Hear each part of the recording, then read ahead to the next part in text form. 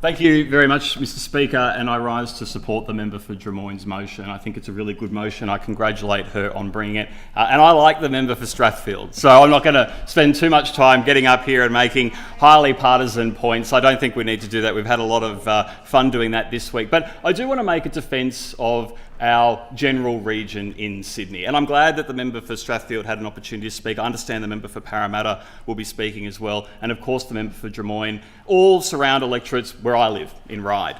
We are a really fast growing community, and it doesn't matter if you're in a Liberal seat, it doesn't matter if you're in a Labor seat. I think anybody can come together and recognise that there are huge pressures on our infrastructure in our part of Sydney. And of course, why wouldn't there be pressure? We're a safe place to live, we have great schools, we are generally well connected, close to the CBD. There are great opportunities in abundance for our part of Sydney. But that doesn't happen by accident, and that won't be sustained forever. That requires serious investment. And the reason I wanted to speak on this motion is because to underinvest in Drummoyne is to underinvest in Ryde. The simple truth is that if you want to get to the city, you need to drive through suburbs like Drummoyne. You need to do that from my part of Sydney. And so that means if roads like Victoria Road are congested and underinvested in, that is a problem. If bus services can't get through peak hour traffic, that is a problem. If you want to catch the train from Ryde into the CBD, you have to do that through the seat of Drummoyne at stations like Rhodes and Concord West and North Strathfield. These are really important services, moving tens of thousands of people each day. And if the government isn't making forward-focused investments in that infrastructure, it will simply run out of space. It will simply be incapable of sustaining the growth that comes from my seat, further west from Parramatta and further west beyond that as well. So that is essential. But it doesn't just stop there. If you're a ferry commuter, you need to travel through Drummoyne if you get on a ferry in Ryde. From Meadowbank Ferry Wharf, the very next station, the very next wharves up the line, for example, at Chiswick, is in the member for Drummoyne's electorate. So to underinvest in that is to underinvest in commuters in Ryde.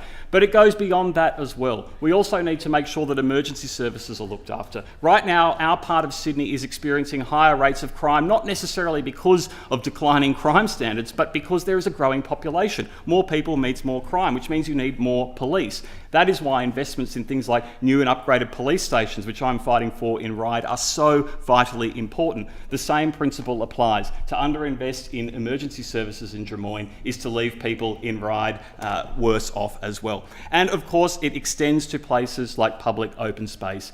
Every single day, there are more and more families moving into communities like ours that need somewhere to run around, be it recreationally or through organised sport. And what we have seen is a misallocation of the government's priorities when it comes to open space. They made an election commitment when they were asking for votes for people in Ryde, saying they would save the TG Milner playing fields in my electorate in Marsfield. And now, 2.5 years into the term, it's very clear that they are supporting a decision by the proponent of that club to turn that into a housing development. Now, it's not going to make a dent in housing affordability. It's less than 200 homes at the expense of 3 enormous fields that are needed for our future growth. They should do what they have done in other parts of Sydney and make a contribution to the acquisition of those fields. That's something that they've done in other parts of Sydney. It's something that they could do in Ryde. It's the only way that they can be consistent with the election promise that they made when they were asking for everybody's vote, and it is something that they would see bipartisan support from the Liberal Council and the Mayor, from myself as the member for Ryde, and it is something that their Labor candidate took to the last election. There should be no impediments to making that decision. In fact,